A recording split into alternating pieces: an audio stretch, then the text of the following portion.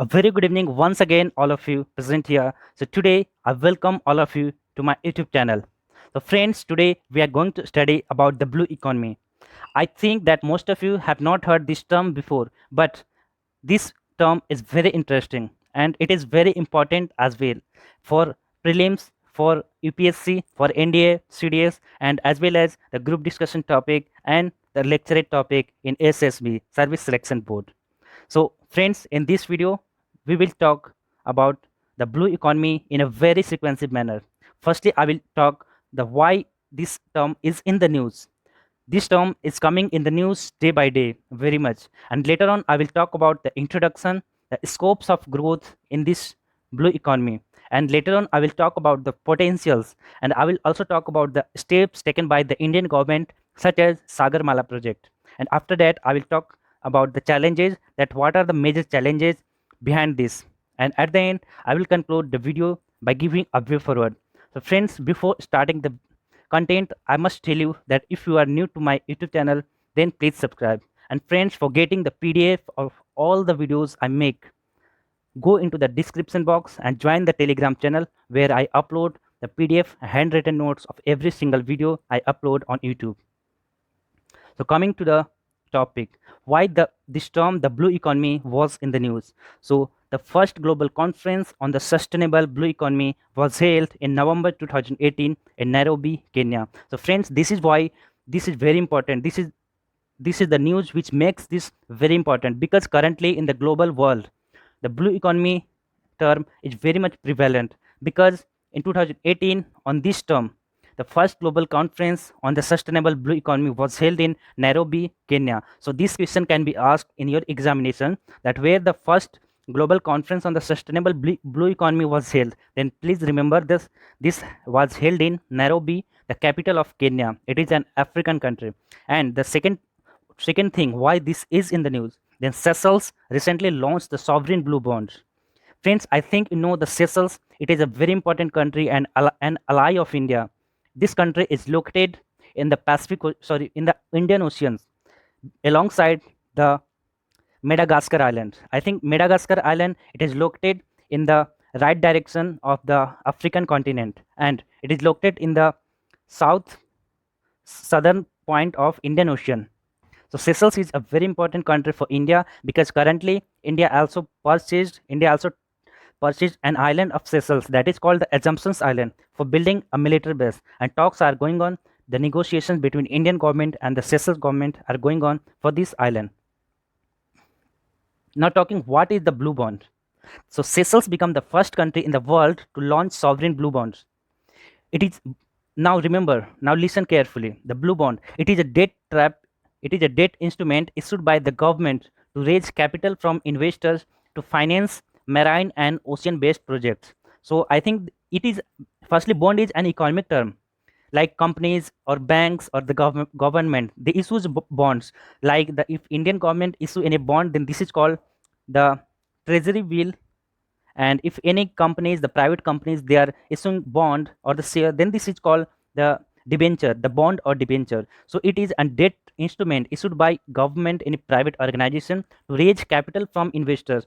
There are various people, the rich people, they want to invest their money into share market. So this is the economic term, to finance marine and ocean based projects. So basically the government of Seychelles, they issued a bond, and whatever money they get from investors, they will finance that money in the development of marine and ocean based projects. And the third point, that it will help in expansion of marine protected areas, fisheries, development of coastal areas. So basically the government of Seychelles wants to develop its coastal areas and as well as the fisheries, because it is an island country. Now talking about the introduction of the topic, the blue economy.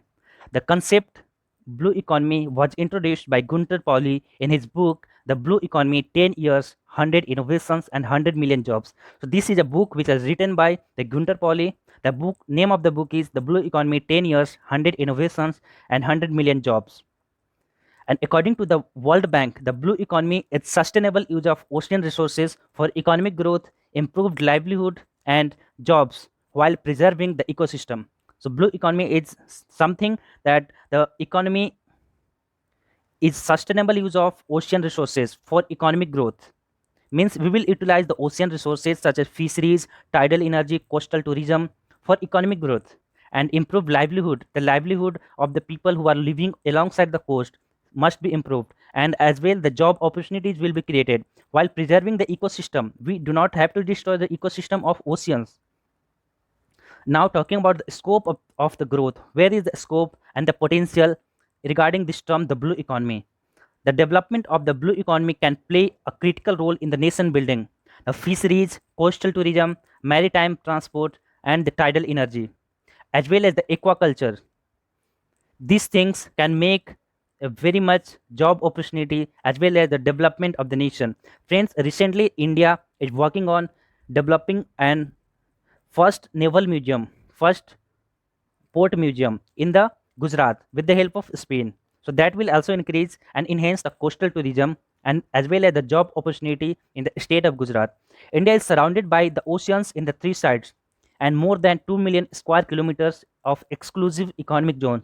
So friends, we know that India is a peninsular country and India has a coastline more than 7,500 kilometers and it has the 2 million square kilometers of exclusive economic zone. Then you can imagine that India has huge potential of economic growth alongside its coastline, alongside the ocean borders. Now, talking about the Sagarmala project, the steps taken by the current government in this regard. So, Sagarmala project is the greatest step taken by our government and which is currently working on. So, it is the inland water connectivity project and it will connect and increase the coastal tourism alongside the coastline of India. It is expected to produce million new jobs. It focuses on development of coastal communities and people in the sustainable use of ocean resource, modern fishing techniques, and coastal tourism. So, friends, currently a lot of fishermen are not using the technologies technique for fishing, but this improvement, this initiative, the Sagarmala project, it will not only provide the technologies to the fishermen, but it will also help develop the coastal communities people livelihood, and it will also create the job opportunities for the people who are living in the coastal areas. So this is a very important aspect as far as India's coastal tourism and the term blue economy is concerned. Now talking about the major challenges before this, behind the economic and the blue economy. So the first major challenge is the natural disaster. We all know that every year the tsunamis, cyclones, hurricanes, typhoons, etc. comes alongside the Indian coastline. Currently, in 2 months ago, in Odisha and in the West Bengal, some cyclone had came, and every year you can see the, like Fani cyclone and so on. So these things leave thousands of people stranded. Stranded means beggar, means without house, and property worth millions destroyed. So due to this natural disaster, millions of property are wasted and a lot of people become stranded. And over exploitation of marine resources will be second major challenge, because we all know that humans, once the human activity started alongside the coastline, then people will exploit all the resources, because people work for economic benefit only, and as well as the illegal and unregulated extraction of marine resources.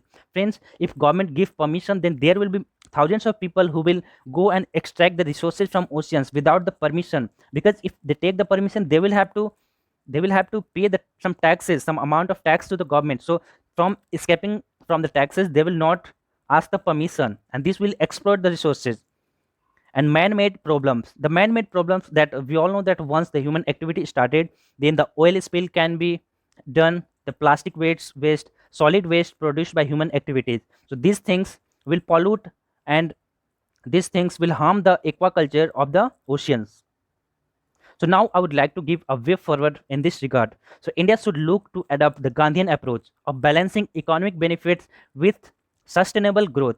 We all know that Gandhi always said that the economic development is required, but with sustainable growth, means we have to not exploit the resources very much, and so that the future generation can also enjoy the resources. So we should adopt the Gandhian approach to balancing economic benefits with sustainable growth. And as well as the second one is an effective response mechanism to address humanitarian crisis and natural disasters should be made. So the government must make sure, and they must bring a mechanism to response to the and address the humanitarian crisis and the natural disaster that occurs alongside the coastline.